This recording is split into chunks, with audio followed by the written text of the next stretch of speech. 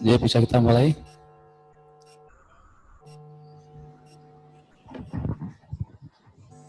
Assalamualaikum warahmatullahi wabarakatuh. Salam sejahtera dan puji Tuhan kita semua. Selamat sore yang saya hormati Bapak Sekda beserta seluruh jajaran OPD yang sudah hadir pada sore hari ini.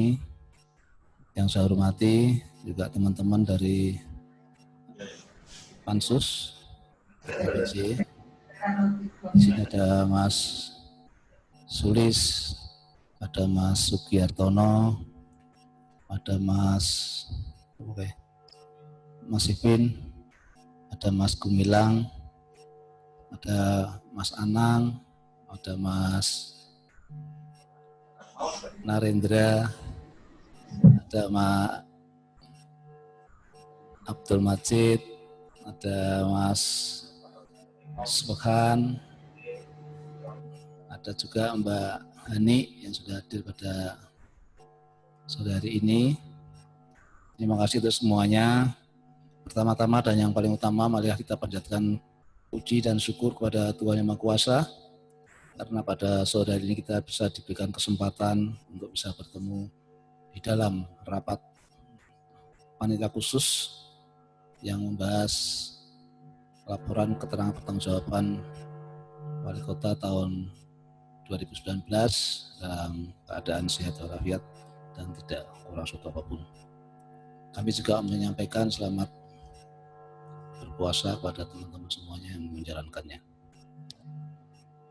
Bapak Ibu semua yang kami hormati, terutama kepada Pak Sekda yang beserta seluruh jajarannya, kami panitia khusus sudah menerima jawaban atas semua pertanyaan yang sudah diberikan dari panitia khusus kepada pemerintah, yang mana sudah dijawab semuanya oleh pihak pemerintah, dan ini sudah kita terima. Dan sore hari ini, sebelum kita melanjutkan rapat ini, mungkin kami berikan kesempatan kepada Pak Sekda, atau mungkin ada yang masih kurang ataupun ada tambahan terhadap apa yang sudah disampaikan pada sore hari ini. Silakan Pak Sekda, monggo. Matur nuwun. Assalamualaikum warahmatullahi wabarakatuh. Selamat sore, salam sejahtera buat kita semua. Yang saya hormati Bapak Pimpinan Pansus dan anggota Pansus LKPJ Wali Kota 2019. Kemudian di tengah-tengah kita semuanya hadir ini Pak Ketua. Semua kepala OPD dari kantor masing-masing secara vidcon, juga yang ada di ruang sit-room, kurang lebih ada sekitar 20 yang ada di sit-room, yang siap selalu jawaban kepada siap memberikan jawaban apabila masih ada kelengkapan pertanyaan yang dibutuhkan dari teman-teman Pansus LKPJ. Tadi sudah disampaikan bahwa semua pertanyaan yang disampaikan kepada eksekutif, alhamdulillah semua dijawab, sudah terjawab. Tapi walaupun demikian, mungkin masih ada beberapa pertanyaan dari teman-teman panitia khusus, kami mempersilahkan, dan kami dari semua unsur pemerintah Kota Semarang, dari unsur OPD siap untuk menjawab hal tersebut. Bapak Ibu pimpinan anggota Pansus yang kami hormati, sebagaimana kita ketahui bahwa Pansus pada hari ini didasarkan pada PP 13 tahun 2019, di mana di pasal 19 dikatakan bahwa Wali Kota Semarang wajib menyampaikan LKPJ akhir tahun 2019 kepada DPRD Kota Semarang dalam rapat paripurna yang dilakukan 1 kali dalam 1 tahun, paling lambat 3 bulan setelah tahun anggaran berakhir atau tanggal 31 Maret kemarin. Buku laporan sudah disampaikan ke Sekretariat DPRD pada tanggal 13 Maret 2020. Kemudian berdasarkan surat Menteri Dalam Negeri tentang batas akhir penyampaian LKPJ tersebut bahwa diundur sampai dengan pada tanggal 30 April 2020. Dengan memanfaatkan telekonferensi untuk mengantisipasi penyebaran COVID-19, maka dilakukanlah apalagi rapat paripurna beberapa waktu yang lalu. Sehingga pada sore hari inilah kemudian kita bertemu di dalam rangka pembahasan LKPJ di hadapan panitia khusus. Dan di tengah-tengah kita saya kira semua OPD sudah hadir. Saya kira demikian beberapa hal yang perlu kami sampaikan kepada panitia khusus. Untuk itu kami kembalikan matur nuwun. Assalamualaikum warahmatullahi wabarakatuh. Waalaikumsalam warahmatullahi wabarakatuh. Nggih, Bapak Sekda yang kami hormati, memang tadi pagi kita panitia khusus juga sudah melakukan rapat terbatas untuk mengevaluasi dan juga mencermati terkait dengan jawaban apa yang sudah disampaikan oleh Pemerintah Kota Semarang terhadap pertanyaan yang disampaikan oleh Pansus. Oleh karena itu pada sore hari ini kami panitia khusus sesuai dengan jawaban Pemerintah Kota Semarang tersebut, kami sampaikan beberapa pertanyaan atau menginginkan sebuah pendalaman kembali. Ada beberapa, yaitu ada urusan wajib, yang di sini ada urusan wajib Dinas Pendidikan, yang kedua ada urusan kesehatan, yang ketiga ada urusan pekerjaan umum dan penataan ruang, yang keempat ada urusan perumahan rakyat dan kawasan pemukiman, yang kelima adalah urusan sosial. Jadi di sini ada urusan juga yang terkait dengan masalah urusan keuangan. Yang pertama, kami dari panitia khusus ingin mendapat penjelasan ataupun penegasan terkait dengan usaha pendidikan yang khusus, yaitu pertanyaan yang masih adanya sekolah atau lembaga terdampak banjir atau banjir di wilayah tertentu yang belum terselesaikan dengan baik. Dilihat dari aspek bangunan fisik maupun akses dari ke sekolah atau lembaga terdampak. Dan masih cukup banyak sekolah SD yang masih rusak. Untuk itu kami mohon untuk Dinas Pendidikan untuk bisa memberikan penjelasan terkait masalah ini. Terima kasih.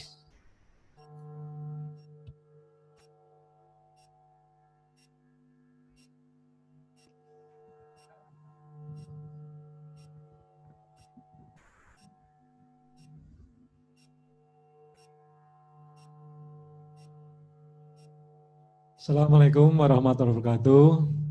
Mohon izin Pak Sekda. Pak Rukianto, perkenanlah saya menjawab pertanyaan tadi. Begini Pak Rukianto, di Kota Semarang ini ada 7 TK, 327 SD, dan 44 SMP. Terus terang saja masih ada beberapa sekolah yang kena banjir. Ini penyelesaiannya secara bertahap. Ada yang cuman peninggian halamannya saja sudah cukup, ada yang karena ruang kelasnya ini rendah, itu harus kita bangun ruang kelas baru.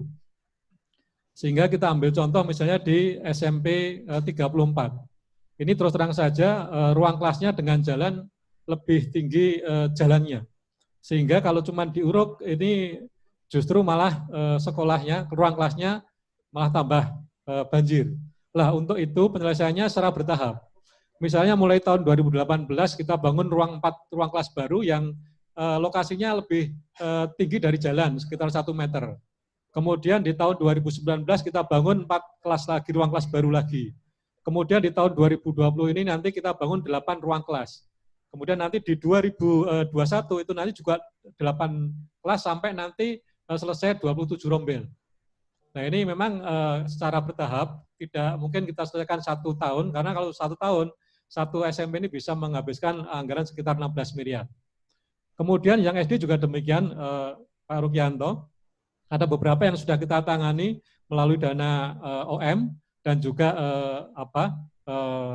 untuk PL maupun di lelang.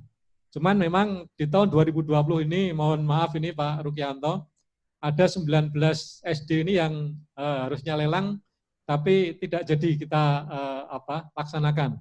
Mudah-mudahan nanti bisa dilaksanakan di tahun 2021. Kemudian kalau melihat kondisi sekolah SD, terus terang saja, selalu saya katakan masih 60% ini memang kondisinya masih kurang bagus. Karena apa? Rata-rata bangunan di SD ini yang 327 sekolah ini dibangun rata-rata tahun 80. Sehingga memang terus terang saja kalau ini kita serentak kita bangun pasti dengan anggaran yang luar biasa banyaknya. Sehingga kita pelaksananya secara bertahap, bisa kita pakai lelang, bisa pakai PL maupun OM tergantung kebutuhan dari sekolah itu sendiri. Mungkin itu Pak Ruki yang bisa kami sampaikan. Matur suwun. Wassalamualaikum warahmatullahi wabarakatuh. Waalaikumsalam. Mungkin ada penambahan dari teman-teman? Cukup ya? Ada Pak Anang? Silakan. Ada penambahan sedikit Pak Gun? Mungkin ada yang perlu dipertanyakan dari teman-teman. Yes,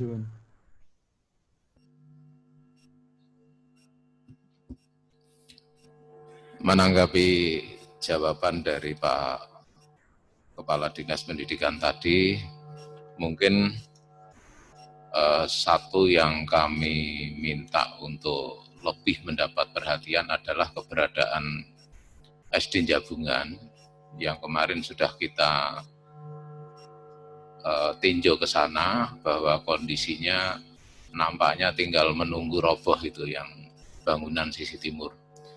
Dan itu tidak bisa dibangun di situ kembali.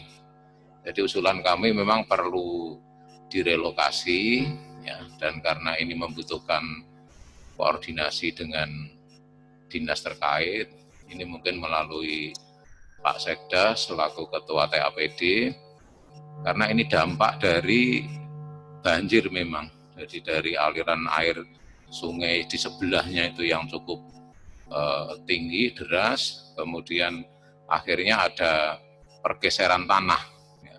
Dan ini dan nampaknya sudah tidak mungkin dibangun di lokasi itu tadi, dan harus dilakukan direlokasi di daerah sekitar kantor kelurahan di Jabungan itu. Saya pikir ini penekanan kami, karena jangan sampai sekali lagi di tahun yang akan datang ada SD ambruk di Kota Semarang ini. Saya kira itu, Pak. Ya, terima kasih Anang. Jadi saya kira tidak perlu dijawab Pak Gun, ini sebuah rekomendasi nanti yang akan kita berikan. Ya. Terima kasih. Jadi untuk selanjutnya kami akan bertanya kepada teman-teman di urusan kesehatan. Untuk teman-teman dari DKK kami persilakan untuk mempersiapkan diri. Yang ditanyakan teman-teman ini terkait pembangunan RSUD kedua, Ijen, yang belum terselesaikan, mengingat hal ini teman-teman memprihatinkan menyangkut pelayanan kepada masyarakat sekitar. Jadi mohon penegasan kembali sampai sejauh mana program pemerintah Kota Semarang terkait dengan RSUD Mijen ini. Kami persilakan dari Dinas Kesehatan. Dinas Tata Ruang, Pak, yang akan menjawab karena anggaran ada di Distaro kemarin. Silakan. Izin Pak Sekda. Pak Ruki, terkait rumah sakit tipe D yang ada di Mijen, ini kemarin tahun 2019 anggarannya 10,4 miliar sekian. Pemenang lelang pada waktu itu adalah PT Daya Bangun Mandiri dari Tangerang Selatan.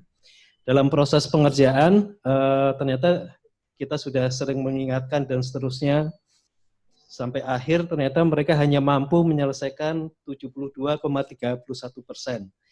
Sehingga itu pekerjaan itu sampai dengan pekerjaan struktur semua sudah selesai.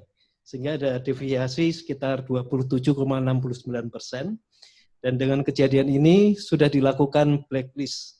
Jadi sudah kita masukkan ke daftar hitam, ini sudah sesuai dengan ketentuan dan rekomendasi dari APIP. Demikian Pak Rukianto, jadi karena ada pekerjaan yang kontraktor tidak bisa menyelesaikan 100%, hanya bisa diselesaikan 72,31%. Dan kemarin rencananya di anggaran 20 ini akan diselesaikan, tapi terkena rasionalisasi. Demikian jawaban kami. Matur nuwun, Pak. Mungkin terkait dengan ini bisa dijelaskan oleh Dinas Kesehatan terkait dengan kelanjutan pelayanan kepada masyarakat terkait dengan rumah sakit ini yang tidak selesai, karena di situ kita kasus melihat proses pelayanan masyarakat terganggu sampai dengan sekarang. Silakan. Matur nuwun Pak Ruki, Pak Sekda, dan Bapak Ibu sekalian, bahwa sebelum direncanakan rumah sakit tipe D di Mijen itu memang sudah ada Puskesmas Mijen, yang notabene memang dia melayani pasien rawat jalan dan rawat inap. Tetapi setelah di tahun 2019 itu dibangun, memang saat ini itu Puskesmas Mijen tetap melakukan aktivitasnya, hanya memang untuk rawat inapnya ini memang tidak bisa kita lakukan. Namun demikian, kebutuhan akan layanan tingkat dasar di Puskesmas yang notabene yang ada di sekitar daerah Mijen itu dengan masih di backup oleh Puskesmas Karangmalang dan Puskesmas Gunung Pati, insya Allah proses pelayanan untuk rawat inap atau rawat jalannya masih bisa kita atasi, Pak Ruki. Sehingga untuk yang tadi disampaikan sama Pak Ruki, mudah-mudahan tidak terjadi. Bahkan yang dalam 2020 ini, kita juga masih melihat sampai bulan ini pun untuk peningkatan layanan untuk rawat jalan dan rawat inapnya pun masih bisa diatasi oleh ketiga puskesmas tadi. Matur nuwun. Ya, Pak Akam saya pengen tanya sedikit Pak Akam. J. Pak Akam kok kelihatan lebih tua ya? COVID kena COVID. Banyak tekanan mungkin ya? Gara-gara COVID nih Pak. Kemarin di RSUD kelihatan muda banget, sekarang cepet tua. Ya. Jangan mendahului saya ya Pak Akam. Saya di DKK harus keluar terus Pak. Kalau di rumah sakit kan selalu di dalam. Oh gitu ya. Ya udah. Terima kasih Pak Akam atas penjelasannya. Semoga Pak Akam tambah sehat. Amin. Sehat, mungkin kita semua juga sehat masyarakat Semarang. Iya, amin. Matur nuwun Pak. Untuk selanjutnya dari pesan umum untuk bisa mempersiapkan diri, yaitu terkait dengan yang pertama, belum turunnya rekomendasi.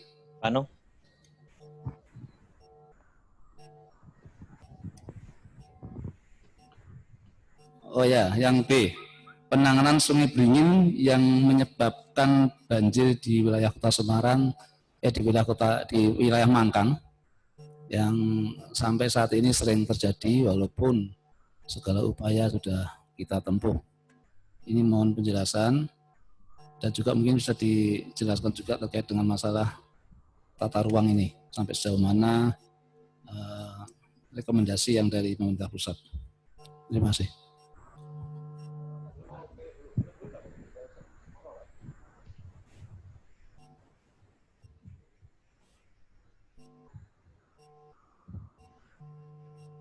matur nuwun waktu yang diberikan oleh kami. Bapak dan Ibu sekalian yang saya hormati, dapat kami jelaskan untuk normalis.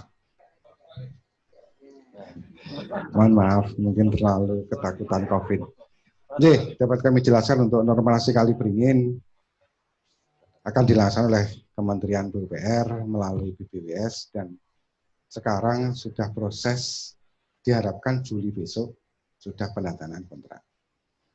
Namun terkait dengan kesediaan lahan di Kali Beringin terjadi dua perubahan desain. Yang pertama sudah kita bebaskan.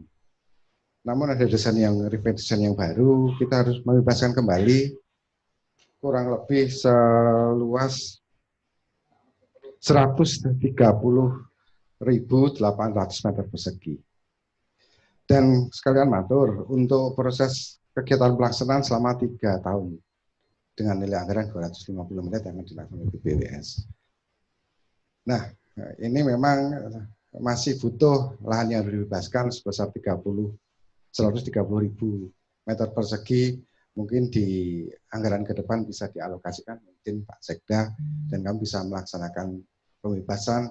Harapannya permasalahan banjir wilayah Mangkang bisa terselesaikan dengan normalisasi Sungai Beringin. Demikian Pak Ruki yang dapat kami jelaskan. Artinya itu ada yang baru Pak ya, yang berimplikasi terhadap penambahan lahan yang kita perlukan. Masih perlu pembebasan seluas 130.000, kurang lebih 130.000 meter persegi. Kalau dihitung diperkirakan 1 meternya 1 juta, sekitar 130,8 miliar. Nambah lagi ya? Karena ada desain baru yang rencana akan ditarik lebih ke selatan, jadi bisa menyentuh jalur Pantura. Oleh sebab itu Pantura juga terhindar dari banjir. Gitu. Sudah kita pahami teman-teman ya, semua ya. Demikian. Kira-kira 3 tahun anggaran Pak? Pelaksananya 3 tahun anggaran, multi years. Kalau ada duitnya ya berarti. Ya harapannya harus ada.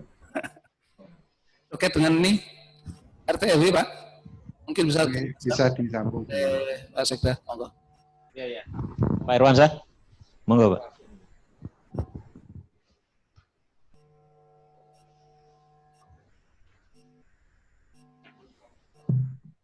Izin. RT/RW sudah dilakukan rapat lintas sektoral di Kementerian ATR dan saat ini sedang dilakukan sinkronisasi dan pengecekan terhadap naskah akademis dan pengecekan peta terkait dengan perda tata ruang provinsi maupun nasional. Jadi kami sedang menunggu persetujuan prinsip dari Kementerian ATR. Demikian Pak, terima kasih. Itu tidak ada batas waktu Pak ya? Harus selesai kapan gitu ya?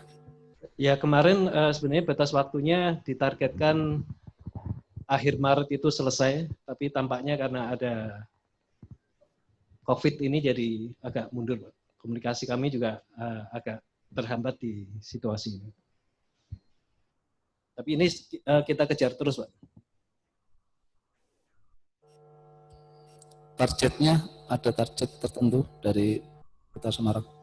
Targetnya ya kita harapkan secepat mungkin Pak. Karena situasi pandemi ini kami juga agak sulit untuk.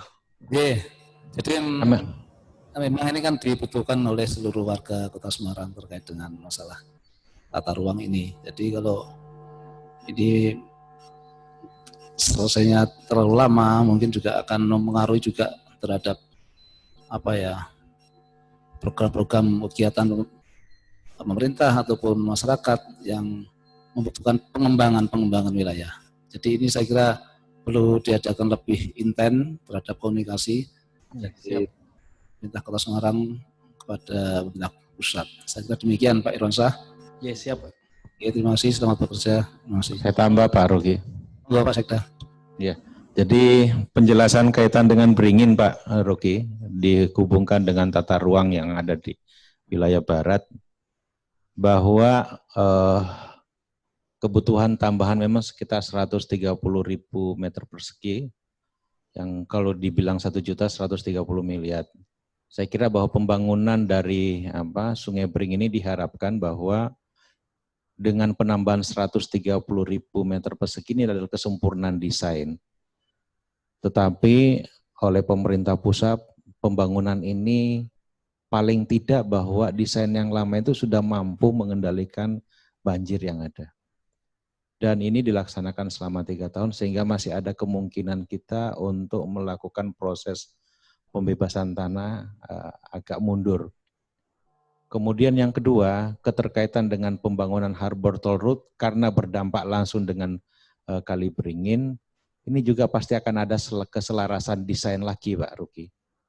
Sama kita ketahui juga bahwa Harbor Toll Road tanggal 20 akhir Mei ini akan dilakukan market sounding. Sehingga tol Harbor ini sudah akan terbangun mudah-mudahan insya Allah di akhir tahun juga sebagai pengendali banjir, juga sebagai berfungsi sebagai jalan tol.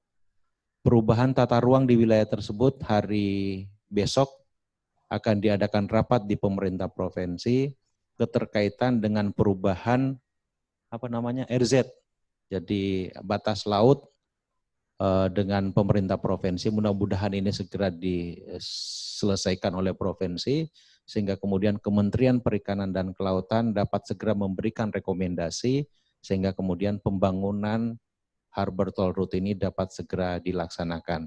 Pembangunan Harbor Toll Road juga sebagai bagian dari pengendalian banjir di wilayah barat. Sehingga desain Beringin pun nanti pasti akan berubah sehingga harapan kita bahwa 130.000 meter persegi ini tidak kemudian dalam waktu dekat atau tahun besok tidak, tetapi mungkin akan ada perubahan didasarkan pada desain Harbor Toll Road. Demikian Pak Ruki tambahannya. Oke, terima kasih Pak Hidayat atas penjelasannya. Kita juga berharap semoga dengan perubahan desain itu tidak juga terlalu membebani kita semuanya, sehingga apa yang menjadi program yang lain dari PU ini bisa segera terselesaikan terkait dengan pengendalian arus kemacetan yang kemarin sudah ditanyakan teman-teman, sudah dijawab oleh pemerintah terkait dengan jalan tembus dari Sekaran ke Serondol, ada jalan tembus dari Gatot Subroto.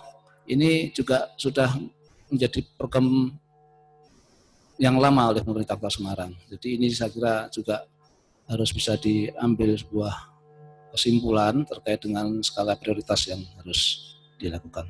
Demikian Pak Sekda, kita lanjutkan dengan urusan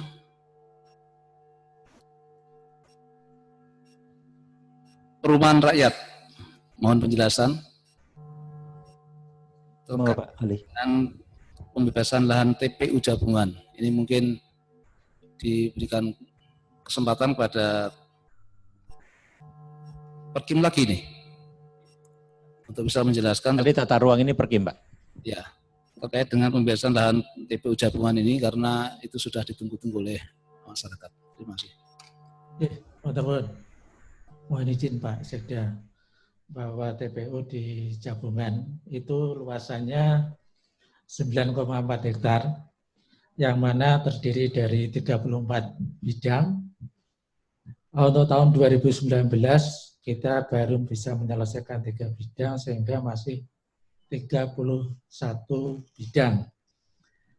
Perlu diketahui 31 bidang ini terdiri dari 14 bidang yang sudah appraisal tahun 2019 ini dengan anggaran 55 miliar dan yang 17 bidang itu belum ada data ukur dari BPN.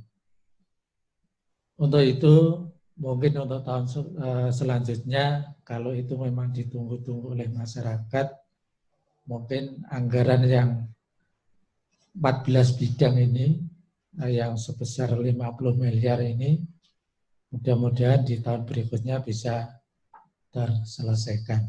Mungkin itu jawaban dari saya. Terima kasih. Assalamualaikum warahmatullahi wabarakatuh. Mohon sebentar Pak Ali. Ya.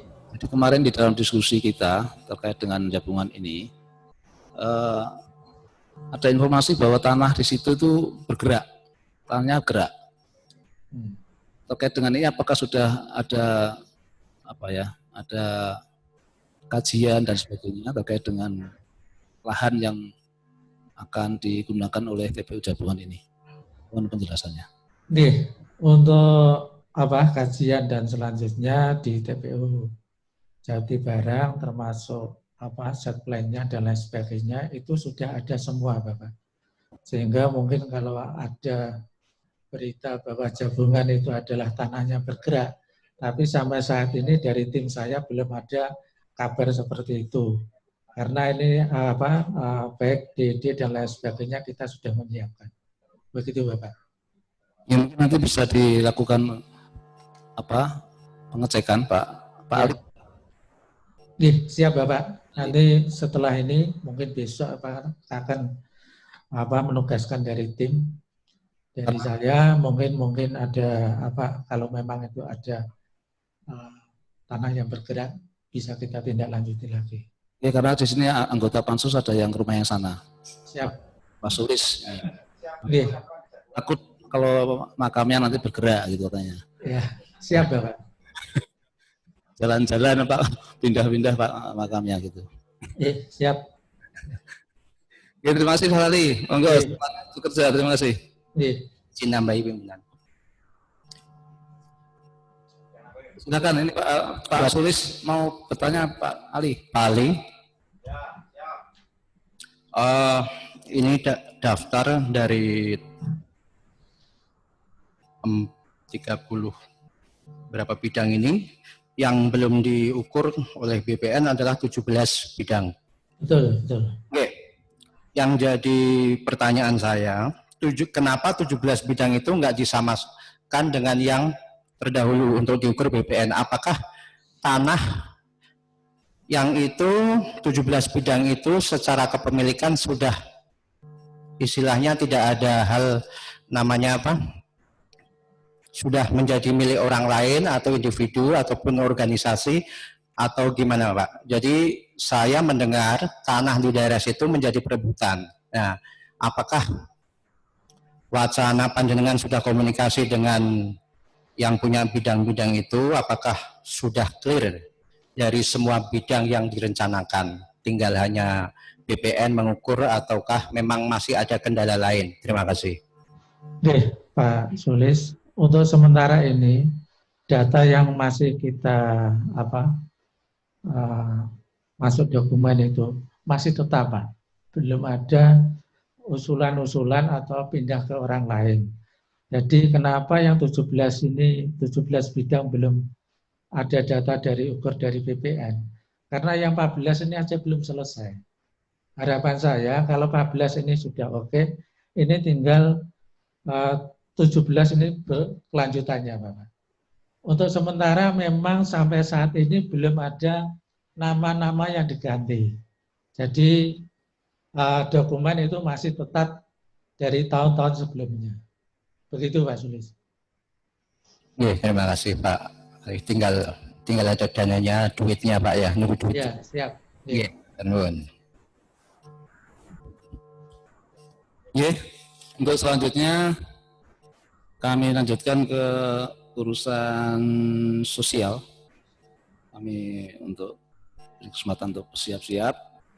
Terkait urusan sosial ini, teman-teman mohon untuk diperjelas kembali terkait dengan penyandang masalah kesejahteraan sosial PMKS yang khususnya yang tergolong keluarga miskin Kota Semarang. Ini sejauh mana pendataan ini yang sudah dilakukan oleh pemerintah Kota Semarang, karena tadi ada diskusi sedikit terkait masalah ini. Teman-teman ini menanyakan ada salah salah pendataan menurut informasi dari teman-teman karena kurang tepat sasaran dan sebagainya. Mohon penjelasan terkait dengan masalah pendataan warga miskin ini. Monggo.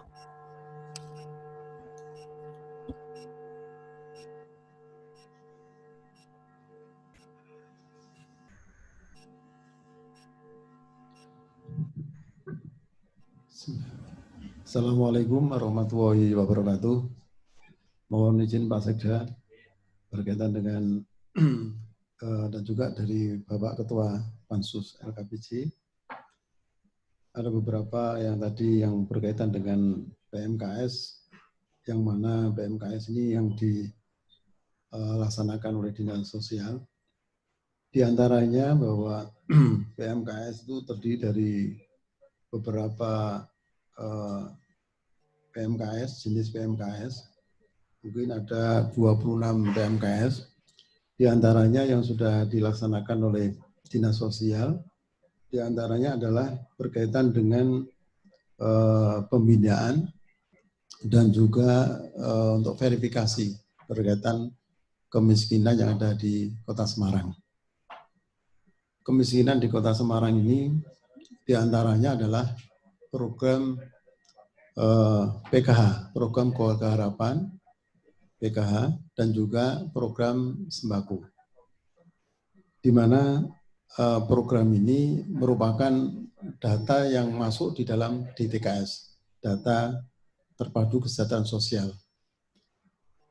Untuk data non dari PKH ini ada sebanyak kurang lebih dari program PKH ini yaitu ada sekitar 24.743. Sedangkan untuk sembako program BPNT adalah 26.203. Di mana untuk program PKH ini yang dulunya dalam penerimaan warga miskin ini untuk 1 tahun ini diberikan triwulan, namun berkaitan dengan COVID ini dilaksanakan setiap bulan mendapatkan.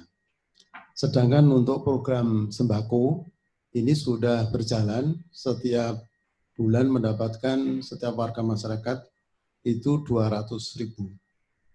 Sehingga pelaksanaan ini dari yang program PKH ini dimulai bulan April. Sudah setiap bulan berjalan. Demikian Bapak Pimpinan. Terkait dengan verifikasi dan validasi Pak, ini sejauh mana sudah dilakukan oleh pemerintah terkait dengan masalah warga miskin kita ini? Karena amanatnya kan setiap 6 bulan sekali kalau nggak salah, itu harus ada verifikasi, update data dan sebagainya. Monggo diperjelas, silakan. Bapak Pimpinan, terima kasih. Jadi yang berkaitan dengan verifikasi dan validasi ini kita diberikan kewenangan untuk 1 tahun 4 kali.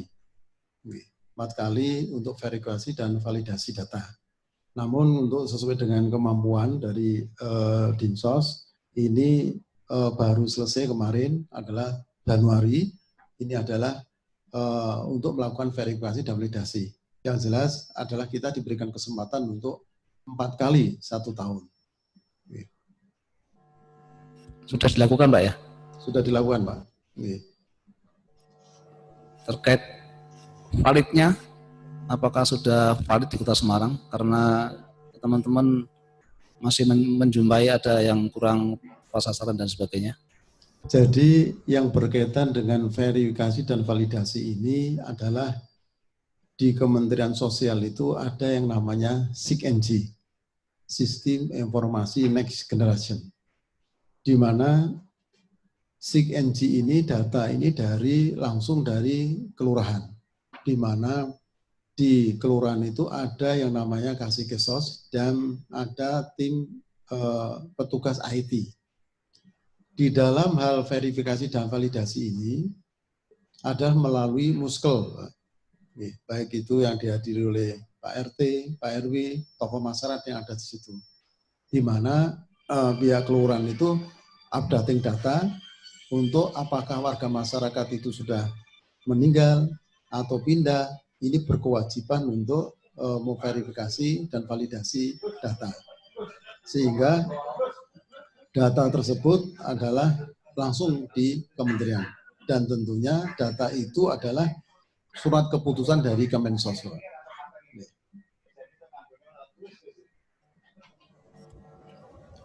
Iya Pak, terima kasih Pak atas penjelasannya. Semoga di waktu yang kedatang bisa lebih tepat dan juga lebih valid apa yang dilakukan oleh pemerintah Kota Semarang. Terima kasih. Assalamualaikum warahmatullahi wabarakatuh. Waalaikumsalam. Jadi selanjutnya urusan wajib pelayanan dasar sudah kita lalui bersama, sudah selesai. Kita akan ada satu lagi dari urusan penunjang terkait dengan urusan keuangan. Yaitu kami bertanya kepada urusan keuangan terkait pajak penerangan umum jalan, penerangan jalan umum. Monggo dari tim untuk bisa menjelaskan kepada kami terkait dengan pajak penerangan jalan umum ini. Kami persilakan.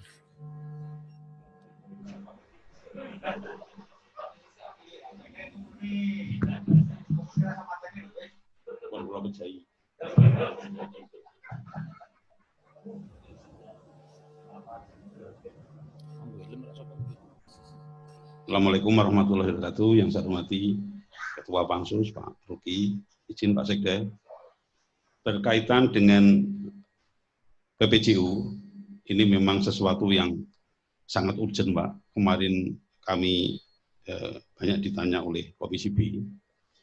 PPJU ketika kami merencanakan ini, kami memakai asumsi. Karena selama ini kita hanya diberi limpahan transfer dari PLN. Jadi kemarin agak meraba-raba di 2019 hingga kemarin agak meleset karena kami terlalu optimis. Ternyata saat itu kita menginginkan ada kenaikan TDL, namun ternyata tidak terjadi. Makanya kemarin hanya 98%. Kemudian kronologisnya kami dipanggil oleh Komisi B dan dengan PLN. Kemudian mulai saat itu baru PLN mulai Januari 2020 ini baru transparan kalau yang bayar ini sekian-sekian, orangnya sekian-sekian. Ya. Jadi perlu kami sampaikan bahwa pemungutan pajak penerangan jalan umum ini dilaksanakan secara optimal karena pajak penerangan jalan ini sudah melekat pada tagihan listrik setiap bulannya. Kemudian sebagai contoh yang 2020 ini kita rata-rata dapat 19 miliar. Kemudian kita bayarnya sekitar 6 miliar untuk bayar ke PLN. Untuk pembayaran rekeningnya, sehingga kita surplus sekitar 13 miliar. Tapi yang terjadi di 2019 kemarin, kami belum memperoleh data yang rinci dari PLN. Baru kemarin dipanggil oleh Komisi B, dan alhamdulillah sekarang sudah mulai data rinci ini sudah mulai diberikan pada Pemkot, sehingga nanti ketika kami merencanakan pendapatan ini tentunya tidak begitu meleset, Pak. Nah, ini kejadiannya seperti itu dan insya Allah kedepannya sudah tidak terjadi karena selama ini kami memang belum pernah diberi oleh PLN dan baru di 2020 ini kita sudah memperoleh data secara rinci dari PLN. Sekian Pak, terima kasih. Pak, itu kita baru memperoleh data rinci tahun 2020. Ya. Artinya bahwa sebelum ini kira-kira ada perhitungan nggak? Apa dia kurang bayar pada kita? Apa bagaimana? Ini apakah terjadi hal demikian? Terima kasih Pak pertanyaannya. Jadi ketika kita saat itu, kita itu meminta data yang rinci, itu belum pernah boleh, dan kita malah pernah ke sana dengan BPK. Minta data itu tidak diberi, tapi kemarin dengan teman-teman dari Komisi B, ini alhamdulillah goal dan baru bisa diberi, Pak. Karena itu memang datanya ribuan dan banyak, dan by system sekarang setiap bulan kita sudah diberi rinciannya, Pak, mulai 2020 ini. Dulu belum pernah walaupun dengan BPK. Terima kasih untuk Komisi B DPRD Kota Semarang, itu memang kemarin dikawal betul, Pak. Jadi nggak ada perhitungan khusus Pak ya sebelum itu ya? Belum, Pak, karena yang di 20 ke 19 atau sebelumnya itu nggak ada sih bayar atau gimana? Belum, Pak. Belum, karena memang yang diberikan langsung gelondong gitu, sekitar 17 miliar, 18 miliar fluktuatif. Kemudian kami kan ditanya oleh Komisi B, saya menjawab bahwa kita belum pernah, kemudian kita sama PLN dipanggil bersama, dan kemudian curhat-curhatan di sana, kemudian bisa menyampaikan data yang rinci itu. Gitu, Pak. Terima kasih. Selamat untuk Komisi B ini sudah bisa memberikan sumbangsih kepada pemerintah Kota Semarang terkait dengan masalah pajak penerangan umum. Tepuk tangan untuk teman-teman Komisi B. Mungkin bisa ditanyakan pimpinan. Monggo Mas. Sebentar Pak. Ya, terima kasih Pak. Jadi kemarin memang di Komisi B kita sepakat untuk mengundang PLN dan Bapenda. Dan ternyata hanya dengan modal snack sama nasi kotak Pak, itu bisa naik 3 miliar.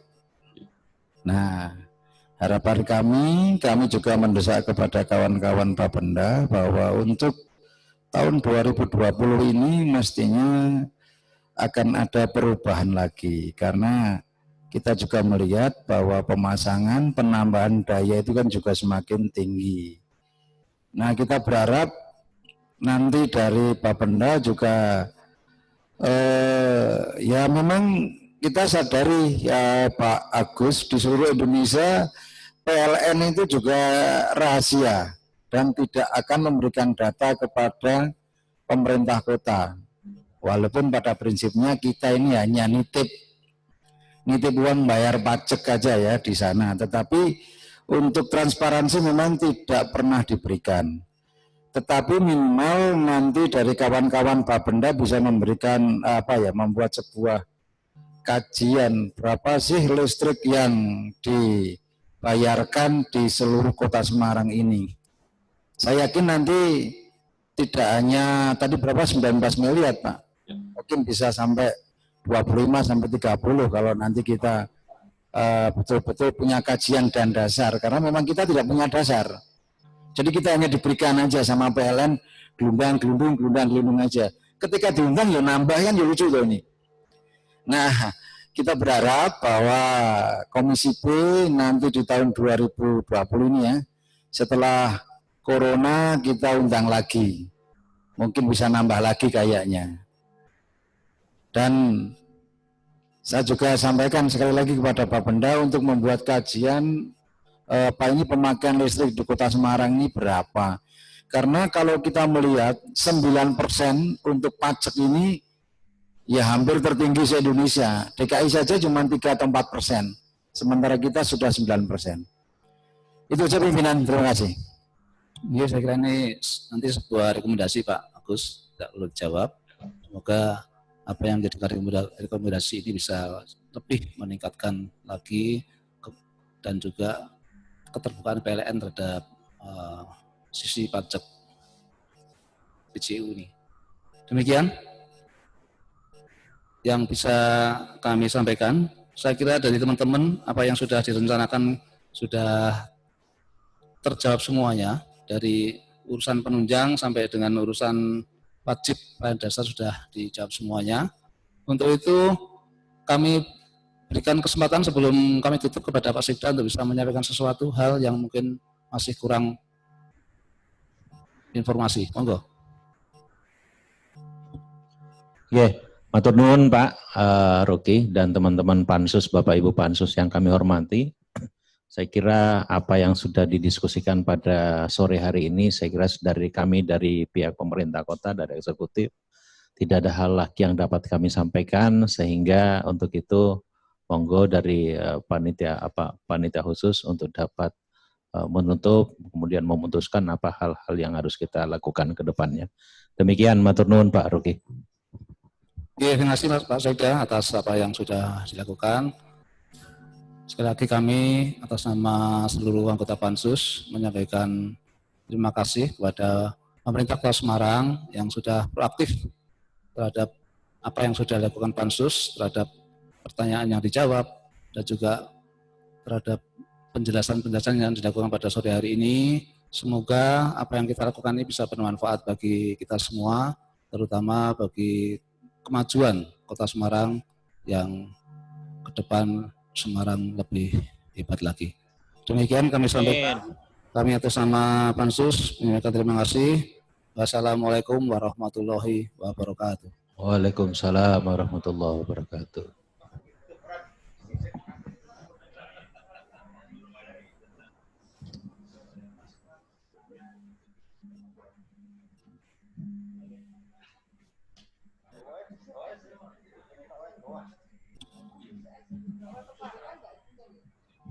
Pada teman-teman untuk kita melakukan perumusan besok hari Rabu pagi jam 9 untuk kita bisa membuat rekomendasi untuk kita berikan.